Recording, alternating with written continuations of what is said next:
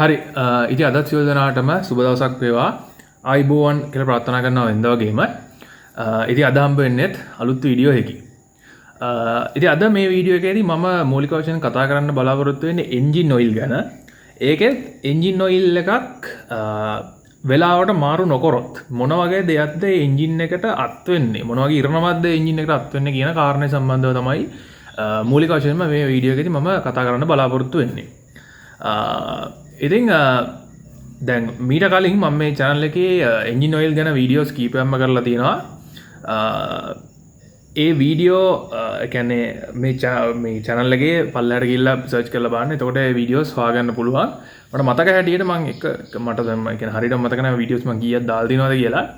එක වීඩියෝ එකක් මට මතකයි මම ඔය engine oil numbering system එක ගැන. ඒ කියන්නේ 5W30 20W40 වගේ මේ තියෙන numbering system එකෙන් මොකද්ද engine oil වල කියවෙන්නේ කියන කාරණය ගැන මම එක වීඩියෝ එකක් දාලා තිනවා. ඒ වීඩියෝ එකේ link එක දැන් මෙතන උඩින් යනවා. අවශ්‍ය කෙනෙක්ට ඒ වීඩියෝ එක බලන්න පුළුවන්. ඉතින් දැන් engine oil එකක් ගත්තට පස්සේ දැන් මේ engine oil මාරු කරනවා කියන එක ඕනම internal combustion engine එකක කියන අභ්‍යන්තර දහන engine එකක කරන ඉතාමත්ම මූලික මේන්ටනන්ස් එකක්. ඒ කියන්නේ නඩත්තු කිරීම සහ ඔයිල් ෆිල්ටර් මාරු කිරීම කියන එක. එතකොට දැන් එන්ජින් එකක යම්කිසි නිසියාකාර කාල පරාසයන් තුල මේ එන්ජින් ඔයිල් මාරු කිරීම සිද්ධ කරන්න ඕනේ.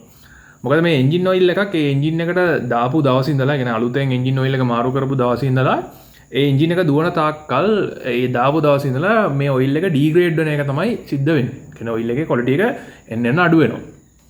ඒකෙන් හින්දා නිසි කාල සීමාවෙදී මේ එන්ජින් ඔයිල් එක අනිවාර්යයෙන්ම මාරු කරන්න ඕනි.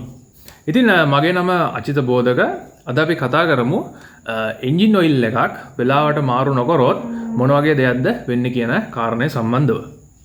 එන්ජින් ඔයිල් එක ගත්තට පස්සේ මේ එන්ජින් ඔයිල් එකේ තියෙන ක්වොලිටි එක ඩීග්‍රේඩ් වෙන කාරණා කීපයක්ම තියෙනවා. ඒ කියන්නේ කාලයත් එක්ක මේ එන්ජින් ඔයිල් එක භාවිතා කරනකොට ඒ එන්ජින් ඔයිල් එකේ ක්වොලිටි එක ඩීග්‍රේඩ් වෙන සාධක කීපයක්ම අපිට බලා ගන්න පුළුවන් එන්ජින් එකක. එකෙන් එකක් තමයි ඒ එන්ජින් එකේ උෂ්ණත්වය, තාපය. දෙවෙනි එක තමයි මේ එන්ජින් එක ඒ කියන්නේ ක්‍රියාත්මක වෙනකොට මේ එන්ජින් එකේ ගෙවීම නිසා. මොකද එන්ජින් එකක් කියන්නේ එන්ජින් එක ස්ටාර්ට් කරපු වෙලේ ඉඳලා මේ එන්ජින් එක ගෙවෙනවා. එතකොට මේ එන්ජින් එකේ තියෙන මේ සියුම් ලෝහමය කොටස් මේ එන්ජින් ඔයිල් වලට එක්කව වෙනවා. එතකොට මේ එන මෙටල් පාටිකල්ස් මේ එන්ජින් එකේ ක්වොලිටි එක ඩීග්‍රේඩ් කරන ඊළඟ සාධකය. එතකොට තුන්වෙනි සාධකය තමයි මේ එන්ජින් එකෙන් එන පිටාර වායුව. ඉතින් මේක තමයි එන්ජින් එකක සාමාන්‍යයෙන් මේ කියන කාරණා දෙක කොහොමත් වෙන දෙයක් නේ. එතකොට තුන්වෙනි කාරණය තමයි මේ එන්ජින් එක එන්ජින් ඔයිල් එක ඩීග්‍රේඩ් කරන්න හේතු වෙන ඊළඟ සාධකය. දැන් අපි එන්ජින් එකක් ගන්න ක්‍රියාත්මක වෙනකොට මේ එන්ජින් එකේ පිස්ටන් රින්ග්ස් වලින් යම් ප්‍රමාණයක් මේ දහනය වෙන වාතය මේ ක්‍රෑන්ක් කේස් එකට ලීක් වෙනවා. අපි ඕකට කියනවා බ්ලෝ බයි ගෑස් එකක් කියලා. ඉතින් මේ බ්ලෝ බයි ගෑස් එක හින්දා මේ බ්ලෝ බයි ගෑස් එක මේ එන්ජින් ඔයිල් වල තියෙන සංඝටකත් එක්ක ප්‍රතික්‍රියා කරනකොට මේ ඔයිල් එක ක්‍රමක්‍රමයෙන් ඩීග්‍රේඩ් වීමක් සිද්ධ වෙනවා. ඉතින් ඒක හින්දා අපි දැන් ප්‍රායෝගිකව බලමු මේ වගේ එන්ජින් ඔයිල් එකක් වෙලාවට මාරු නොකරපු එන්ජින් එකක මොන වගේ දෙයක්ද වෙලා තියෙන්නේ කියන කාරණය සම්බන්ධව ප්‍රායෝගික උදාහරණයක් ඇසුරින්. ඉතින් දැන් මේ තියෙන්නේ ඒ වගේ එන්ජින් ඔයිල් මාරු කරුණ නැති එන්ජින් එකක ඇතුළත තත්ත්වය.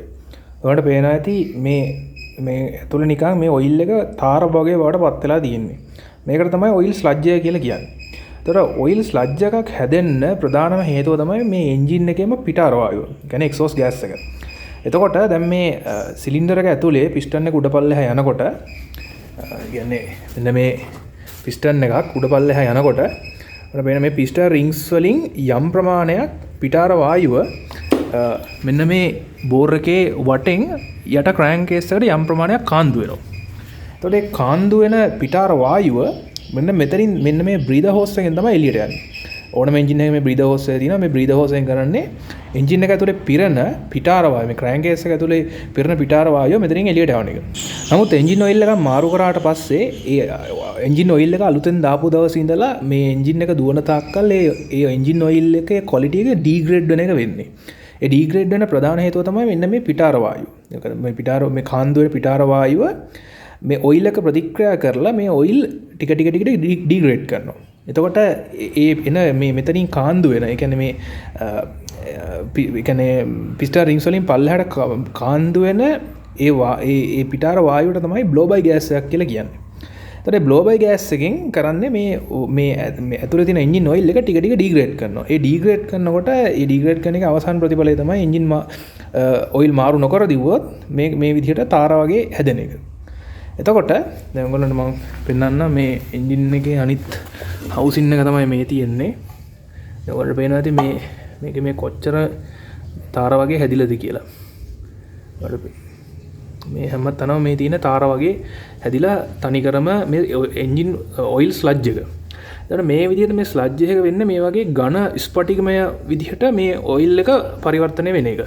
එතකොට මේ ගණ ස්පටික ඇවිල්ලා ඊළඟට ද මේ එන්ජින් එකේ ඔයිල් ෆිල්ටර එක තියන්න මෙතන මේ ඔයිල් ෆිල්ටරගේ මේ ස්ලජ්ජක බැඳිල තියෙන මේ විදිහට මේ ඉති මේ විදිහට ඔයිල් ස්ලජ්ජක හැදුනට පස්සේ ඕන පේන හිතාගන්න පුළුවන් දැන් මේ ෆිල්ටර එක බ්ලොක් කලා තින්න ඒ ෆිල්ටර එක බ්ලොක් කනකොට මේ ෆිල්ටරගෙන් හරියට ඔයිල් ෆ්ලෝ එක එන්න මේක තමයි මේ ඔයිල් පම්ප එක පිකප් ටියුබ් එක මේ පිකප් ටියුබ් එකෙන් උඩට ඔයිල් දෙන්නේ නැහැ හරියට ඒ ඔයිල් දෙන්න තියුණාම එන්ජින් එක ඇතුලේ සර්කියුලේට් වෙන ඔයිල් ප්‍රමාණය මදි වෙනවා. ඒ මදි වුණාම වෙන්නේ එන්ජින් එකේ ස්නේහ නිසා කියන්නේ එන්ජින් එකේ ලුබ්‍රිකේෂන් එකට එන්ජින් ඔයිල් මදි වෙනවා. ඒ මදි වුණාම ඒකේ අනිත් ප්‍රතිඵලය තමයි මෙන්න මේක.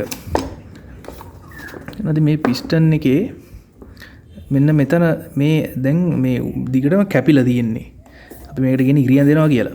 ඒ කියන්නේ මේ ඔයිල් නැති නිසා සිලින්ඩර එක සහ පිස්ටන් එක අතර ඇතිවන ඝර්ෂණය නිසා මේ පිස්ටන් එක සහ බෝර් එක කැපීමකට ලක් වෙනවා.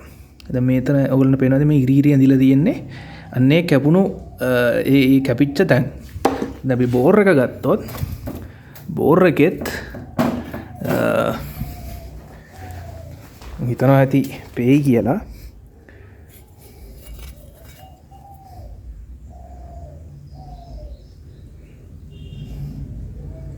දැන් ඔයගොල්ලන්ට පේනවා ඇති මේ තියෙන මේ සියුම් මිරි. මෙන්න මේ ඉරි තමයි දැන් බෝර් එක කැපිච්ච තැන් මේ. මේ තැන් වල මේ තියෙන මේවා නිකන් සියුම් කාණු වගේ මේ කාණුව තව තවත් ගැඹුරු වෙන්න ඒ කාණුව හරහා එන්ජින් ඔයිල් ගහනවා කම්බෂන් චැම්බර් එක ඇතුළට. එතකොට ඒ විදිහට කම්බෂන් චැම්බර් එක ඇතුළට ඔයිල් ගහනකොට එන්ජින් ඔයිල් ටිකෙන් ටික පිච්චෙන්න පටන් ගන්නවා.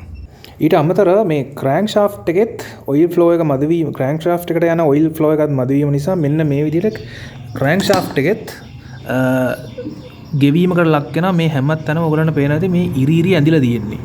මේ ඉරිරි ඇඳිලා තියෙනවා කියන්නේ මේ ක්‍රෑන්ක් ෂාෆ්ට් එක ගෙවිච්ච තැන්.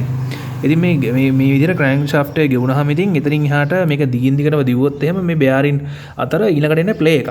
ඉතින් එතකොට මේ ක්‍රෑන්ක් ෂාෆ්ට් එකම අපෝ භාවිතා කරන්න බැරි මට්ටමටපත් වෙනවා. ඉතින් ඒකෙන් හින්දා එන්ජින් එකකට මේ වගේ වෙන්න කලින් නිසි කාලෙට එන්ජින් ඔයිල් මාරු කරලා ඒ එන්ජින් එකේ නිසි නඩත්තු කිරීමක් කරොත් සෑහෙන කාලයක් ඒ එන්ජින් එක භාවිතා කිරීමේ හැකියාවක් තියෙනවා.